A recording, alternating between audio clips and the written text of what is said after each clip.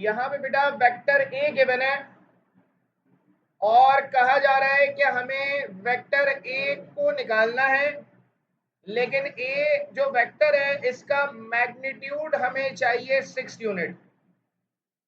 मतलब सवाल में अपनी मर्जी का मैग्नीट्यूड निकालने की बात कही जा रही है, क्योंकि ये जो वेक्टर ए गिवन है इसका मैग्नीट्यूड कुछ और हो सकता है। अभी चेक करेंगे क्या है। जो भी मैग्नीट्यूड हो इस वेक्टर ए का, उस मैग्नीट्यूड को बनाना हमें क्या है, 6 बनाना है। तो बेटा हमें क्या करना पड़ेगा, हमें ऐसे सवालात में जहां कहा जाए कि हमारी मर्जी का मैग्नीट्यूड बनाना है वेक्टर का, वहां हम निकालते हैं यूनिट वेक्टर।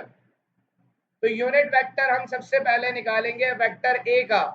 यूनिट वेक्टर कैसे निकलेगा भाई, for magnitude of vector A, unit vector निकालने के लिए वेक्टर का मैग्नीट्यूड निकालना पड़ता है सबसे पहले।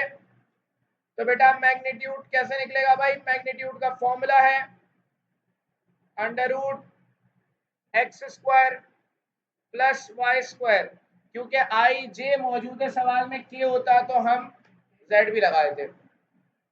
अब बेटा यहाँ पे x क्या है, i का कोफिशिएंट, i के साथ जो नंबर है 2, y क्या है, j का कोफिशिएंट माइनस का 3, इसको हम रख देंगे यहाँ पे। तो ये आ जाएगा अंडर रूट 2 का स्क्वायर माइनस 3 का स्क्वायर। तो बेटा ये 2 का स्क्वायर हो जाएगा 4 और 3 का स्क्वायर 9। तो अंडर रूट 13 आ जाएगा इस गिवन वेक्टर का मैग्नीट्यूड। तो इसका मैग्नीट्यूड 13 है रूट। अब बेटा मैग्नीट्यूड हमें बनाना है इसका 6, रूट 13 आ रहा है मतलब अलग आ रहा है। तो पहले हम यहां निकालेंगे यूनिट वेक्टर। यूनिट वेक्टर निकालने के लिए बेटा मैग्नीट्यूड हमने निकाल लिया for unit vector of A. तो वेक्टर ए का यूनिट वेक्टर बराबर है vector A divided by magnitude of A. तो अब हमारे पास ये आ जाएगा भाई, unit vector of A is equals to 2i minus 3j divided by root 13। तो बेटा ये आ गया यूनिट वेक्टर। तो यूनिट वेक्टर आ गया है। अब यूनिट वेक्टर एक ऐसा वेक्टर है बेटा जिसका मैग्नीट्यूड क्या होता है, यूनिट वेक्टर क्यों कहते हैं इसको, क्योंकि इसका जो मैग्नीट्यूड है वो बेसिकली बराबर है 1 के। अगर किसी भी चीज का मैग्नीट्यूड 1 है और 1 को मैं मल्टीप्लाई कर रहा हूँ 5 से, तो क्या आएगा, मैग्नीट्यूड 5 हो जाएगा। 1 को मैं 10 से मल्टीप्लाई कर रहा हूँ, मैग्नीट्यूड 10 हो जाएगा। तो बेटा अगर किसी भी चीज का मैग्नीट्यूड 1 है तो उसको जिस नंबर से मल्टीप्लाई कराऊंगा उस नंबर का मैग्नीट्यूड बन जाएगा। तो सिंपल ऐसे सवालात में क्या करते हैं, यूनिट वेक्टर निकालने के बाद जो भी मैग्नीट्यूड सवाल में दिया हुआ है उससे हम मल्टीप्लाई कराते हैं यूनिट वेक्टर को। यहां पर मैग्नीट्यूड दिया हुआ है 6 यूनिट्स, तो मैं यहां पर कह रहा हूं भाई जो रिक्वायर्ड वेक्टर है उसको मैंने नाम दे दिया, कुछ और नाम दे देते हैं। ए है यहां पर वेक्टर, इसको हम या एक काम कर लेते हैं, कोई नाम नहीं देते, मल्टीप्लाई करा देते हैं क्योंकि हमें 6 चाहिए इसका मैग्नीट्यूड। तो मल्टीप्लाई बोथ साइड्स बाय 6 कर देंगे, दोनों साइड्स को 6 से मल्टीप्लाई करा देंगे। तो बेटा ये यूनिट वेक्टर ए बराबर था 2i minus 3j upon root 13 के। तो यहां पर मल्टीप्लाई करा दिया इसको 6 से और इसको भी। तो यूनिट वेक्टर मल्टीप्लाई बाय 6 बराबर आए, ये दोनों से मल्टीप्लाई होगा, 6 2 द 12i 6 3 द 18j डिवाइडेड बाय रूट 13। ये आंसर आ गया। रूट 13 के साथ भी लिख सकते हैं 6 अपॉन रूट 13, अलग से नीचे नहीं आएगा, वो ऊपर आएगा, डिवाइड में नहीं होगा 6 क्योंकि 6 मल्टीप्लाई हो रहा है। तो बेटा जब भी आपको सवाल में अपनी मर्जी का मैग्नीट्यूड दिया जाए तो सिंपली आपको क्या करना है, यूनिट वेक्टर निकाल के उससे मल्टीप्लाई करा दें। किसी को कोई बात नहीं समझ आई तो पूछ ले बेटा। Find the values of unknowns if, तो यहाँ पर कह रहे हैं कि 4i प्लस 5j बराबर है पी आई प्लस 5j के। बेटा i और i यहाँ लिखा हुआ है, दोनों के कोफिशिएंट बराबर होंगे, मतलब 4 बराबर होगा p के। यहाँ j का कोफिशिएंट 5 है, यहाँ j का कोफिशिएंट 5 है, तो दोनों बराबर होंगे, तो सेम पोजीशन में बराबर हो जाएंगे, मतलब 4 p के बराबर होगा, 5 5 के बराबर होगा।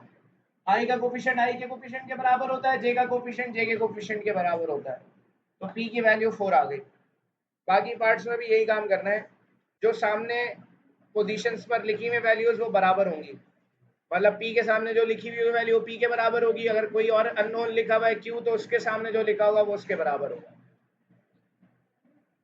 बेटा क्वेश्चन नंबर 10 पे आ जाए जरा, सब इधर देख लें, 2 मिनट के लिए सारे काम छोड़ दें। बेटा क्वेश्चन नंबर 10 में कह रहे हैं if a b and c are the vertices of a parallelogram, then using vectors find the coordinates of d if a b c d is the parallelogram। कह रहे हैं A B C D parallelogram है, point D निकालना है। बेटा ये point A है जो कि 3, -5 है, ये पॉइंट बी है जो कि 6, 0 है, पॉइंट सी 2, 4 निकालना है। ये वाला कॉर्नर जो कि पॉइंट डी है, इसकी वैल्यू निकालनी है। बेटा पैरेललोग्राम की क्या खासियत है? पैरेललोग्राम एक ऐसी फिगर है जिसमें ऑपोजिट साइड्स बराबर होती हैं और पैरेलल होती है, मतलब यहाँ पर ये जो वेक्टर बन रहा है, ये जो साइड है ए बी, इसके सामने जो साइड लिखी हुई है डी सी, ये दोनों बराबर होंगे, मतलब अगर ये 10 सेंटीमीटर है तो ये भी 10 सेंटीमीटर के बराबर होगा। पैरेललोग्राम में अगर ये वाली साइड और इस साइड की बात करें तो ये भी बराबर होती है, अगर ये 5 सेंटीमीटर है तो ये भी 5 सेंटीमीटर के बराबर होगी, तो ऑपोजिट साइड्स पैरेललोग्राम में बराबर होती है। यही कॉन्सेप्ट यहाँ पर अप्लाई करना है। बेटा यहाँ पर पॉइंट डी निकालने के लिए हमें क्या करना होगा? हम यहाँ पर पहले कोई एक वेक्टर निकालेंगे, किसी एक साइड का वेक्टर निकालेंगे। बेटा जैसे कि हमारे पास ए बी वेक्टर है, इसके मुझे दोनों पॉइंट्स पता है, मुझे ए पॉइंट भी पता है, मुझे बी पॉइंट भी पता है, तो मैं ए बी वेक्टर पहले निकालूंगा। तो मैं यहाँ पर कह रहा हूं for vector A B vector निकालना है भाई। कैसे निकलेगा? ए बी बराबर है बी माइनस ए के,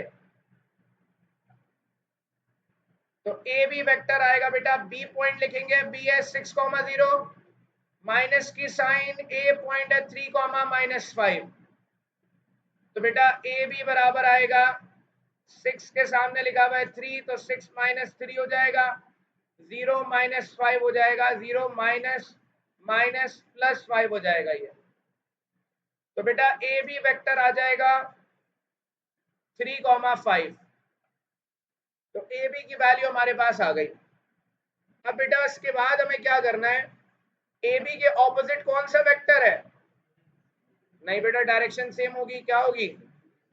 डी सी, मतलब ए बी के ऑपोजिट है डी सी वेक्टर, तो ए बी के सामने डी सी है, अब हम डी सी निकालेंगे। For vector D C, D C कैसे निकलेगा? तो डी सी वेक्टर निकालने के लिए हमें क्या करना होगा? सी माइनस डी करना होगा। बेटा हमें डी सी के बारे में कुछ नहीं पता, सी की वैल्यू हमें पता है 2, 4 है, डी की वैल्यू भी हमें नहीं पता, डी भी छोड़ दिया हमने, ना हमें डी पता है ना इस तरफ डी सी पता है। तब हम यहाँ पर लिखेंगे भाई in parallelogram A B C D, parallelogram की खासियत है कि ऑपोजिट वेक्टर्स बराबर होते हैं। ए बी के ऑपोजिट लिखा हुआ है डी सी वेक्टर, तो यहाँ पर ए बी वेक्टर बराबर होगा डी सी वेक्टर के, और ए बी की जो वैल्यू निकाल चुके पीछे 3, 5, वही वैल्यू यहाँ इस्तेमाल होगी। तो मैंने आपसे कहा ये कि ऑपोजिट साइड क्या बराबर होती है, इसकी ऑपोजिट डीसी है, तो ए बी डीसी के बराबर होगा। यहां पर अगर बात करें तो BC वेक्टर है, इसके ऑपोजिट AD वेक्टर है, तो BC और AD बराबर होगा। तो हमने यहाँ इसी लॉजिक को अप्लाई किया कि भाई पैरेललोग्राम में AB और DC बराबर होते हैं, तो इसका मतलब ये है बेटा कि यहाँ पर इसमें यहाँ जो DC लिखा हुआ है, इस DC की जगह क्या आएगा,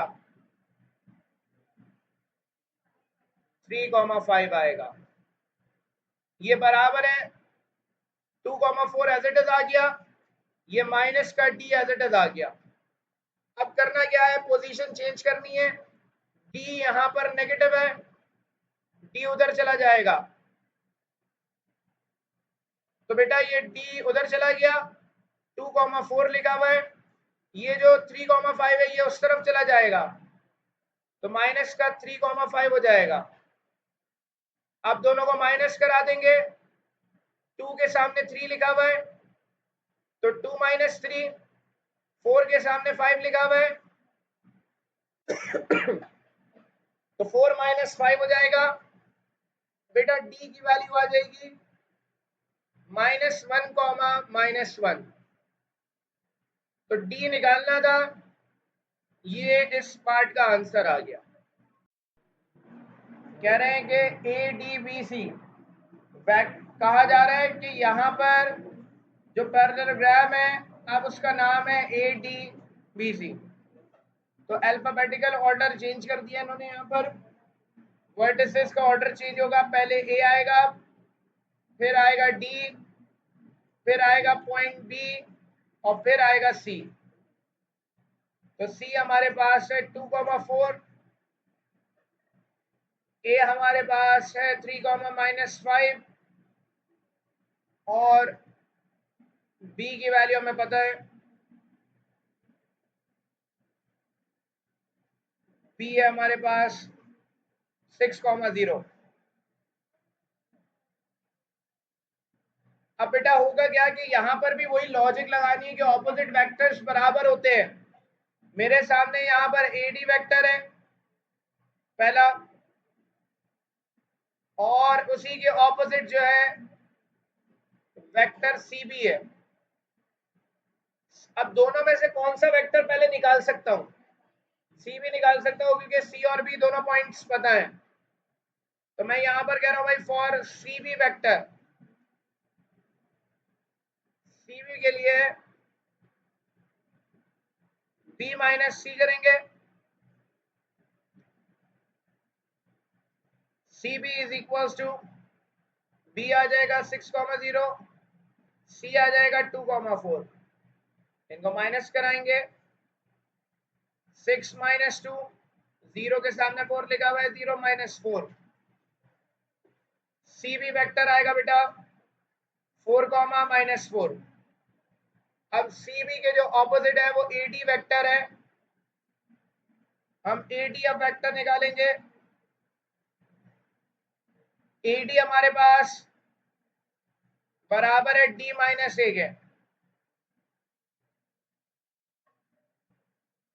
तो बेटा D की जगह आएगा, D नहीं पता क्या है तो D नहीं आएगा भाई, D लिख देंगे, माइनस A लिखा हुआ है, A की जगह आएगा 3,-5।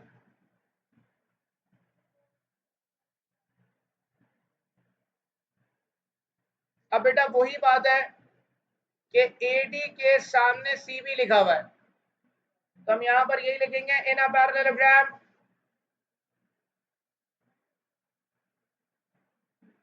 ADBC, पैरेललोग्राम ADBC में AD की वैल्यू बराबर होती है CB के, और CB की वैल्यू है 4,-4।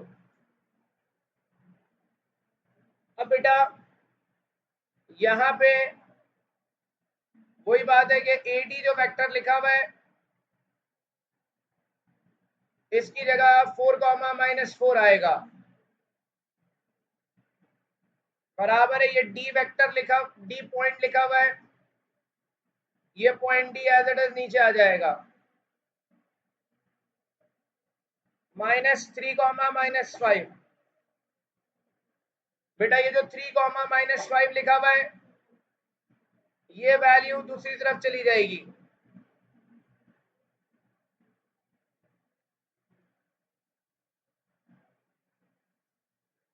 ये 3 कॉमा माइनस 5 दूसरी तरफ चला जाएगा, 4 कॉमा माइनस 4 है, ये जाकर ऐड हो जाएगा 3 कॉमा माइनस 5 इसमें,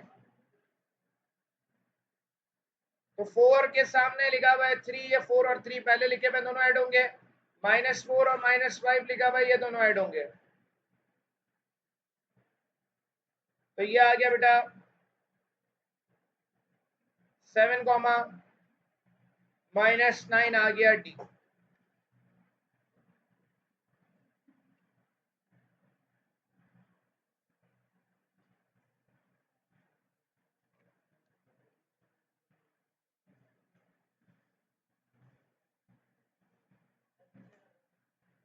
एक मिनट,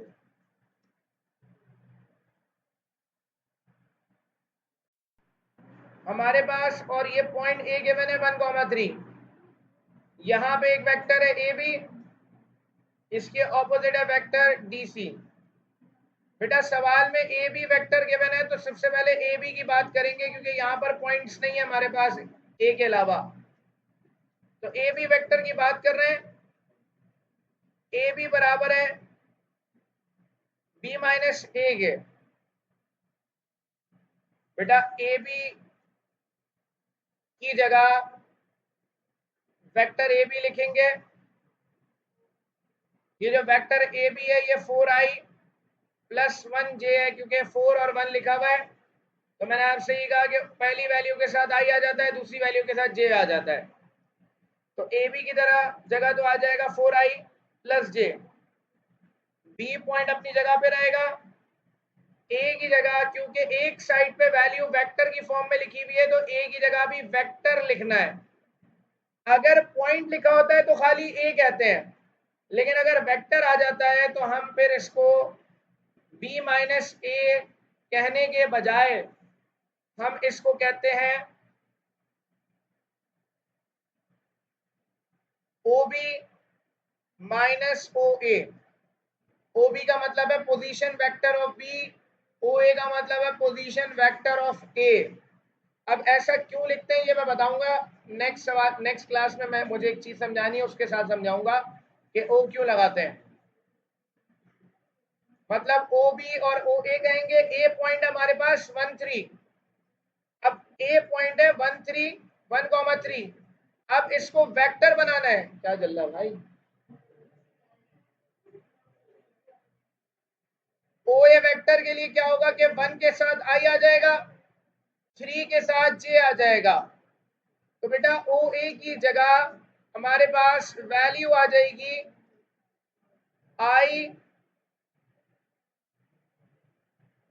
आई प्लस 3j।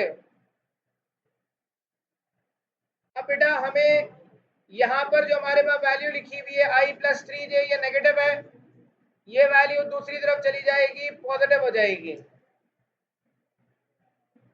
तो 4i प्लस j, ये जो बाहर माइनस की साइन थी वहां जाके प्लस हो जाएगी, आई प्लस 3j बराबर आ जाएगा ओबी के। बेटा इसको ऐड करा देंगे, 4i और i ऐड हो जाएगा तो 5i, 3j और j ऐड हो जाएगा 4j आ जाएगा। मुझे लग रहा है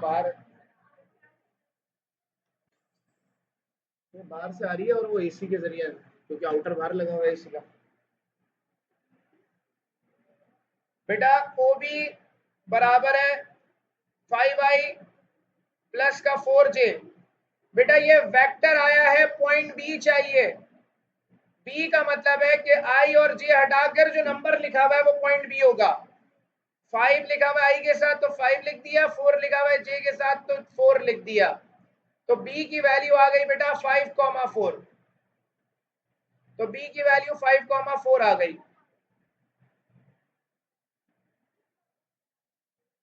ओ हट जाएगा ना क्योंकि पॉइंट है, ये पॉइंट जब लिखेंगे तो ओ नहीं लिखा जाएगा, वेक्टर जब लिखेंगे तो ओ लिखेंगे। बेटा दूसरा वेक्टर सवाल में गिवन है एडी, हम बात करेंगे एडी वेक्टर की। अब दूसरा वेक्टर एडी गिवन है, वेक्टर एडी बराबर है डी माइनस ए के, क्योंकि एडी की जो वैल्यू है वो गिवन है 2 और 3, मतलब 2i plus 3j vector form में गिवन है। ये 2 3 लिखा हुआ है, इसके साथ आई और जे लगा देंगे तो AD आएगा 2i प्लस 3j। क्योंकि ये वैल्यू वेक्टर फॉर्म में गिवन है तो इसीलिए हम इसको OD माइनस OA कहेंगे। बेटा AD की जगह आ जाएगा 2i प्लस 3j, OD अपनी जगह पे रहेगा, OA की जगह आएगा i प्लस 3j जो पीछे रखा था। अब ये पूरी वैल्यू दूसरी तरफ ले जाएंगे, ये उधर चली जाएगी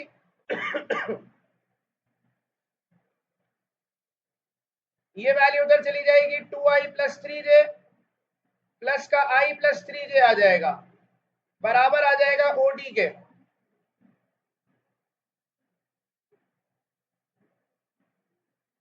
इसके बाद बेटा ये 2i और i ऐड हो जाएगा 3i, 3j और j 3j ऐड हो जाएगा 6j आ जाएगा। तो OD वेक्टर आ जाएगा 3i प्लस 6j। बेटा पॉइंट लिखेंगे D, i के साथ 3 लिखा हुआ है तो 3 लिख दिया, j के साथ 6 लिखा हुआ है तो 6 लिख दिया, तो D पॉइंट आ गया 3,6।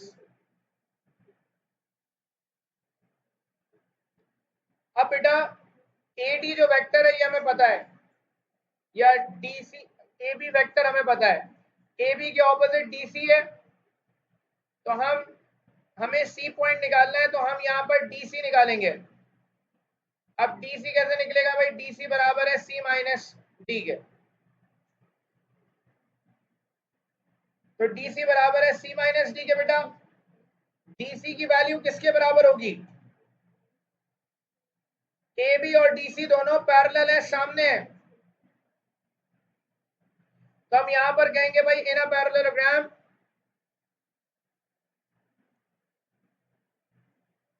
हम यहां पर कहेंगे भाई in a parallelogram ABC ABCD vector AB बराबर है DC के, और AB की वैल्यू सवाल में पता है हमें 4i प्लस j, वही वैल्यू यहां इस्तेमाल करेंगे। बेटा यहां पर लिखा हुआ है DC बराबर है OC माइनस OD के, तो DC जो वेक्टर है इसको हटा देंगे, DC की जगह आ जाएगा, नहीं अभी रुक जाओ, 2 मिनट रुक जाओ, DC की जगह आ जाएगा 4i प्लस j, फिर उसके बाद यहां पर OD लिखा हुआ है, बेटा OD हटा देंगे, OD की वैल्यू हमें पता है, OD की वैल्यू यहां पर लिखी हुई ये लिखी हुई है, OD की वैल्यू यहां आएगी जो कि i 3i प्लस 6j है,